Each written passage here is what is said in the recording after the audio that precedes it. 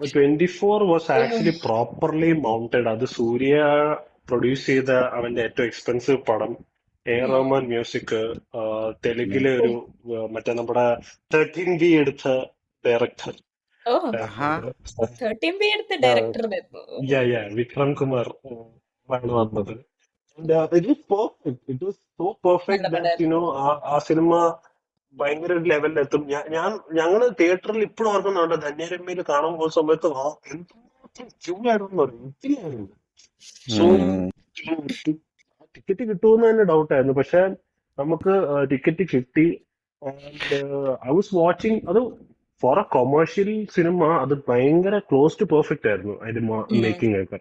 ഭയങ്കര ഒരു ഓക്വേർഡ് ആയിട്ടുള്ള ഗ്രാഫിക്സോ അല്ലെങ്കിൽ ഫൈറ്റ് സീക്വൻസോ ഒന്നുമില്ലായിരുന്നു പടത്തിനകത്ത്. എവറിത്തിങ് വാസ് പക്ഷെ ലൈക്ക് നീ ഓൺ പോയിന്റ്. പറഞ്ഞപ്പോഴാ പാട്ടുകളെല്ലാം ഭയങ്കര രസമാണ്, കാണാനും രസം.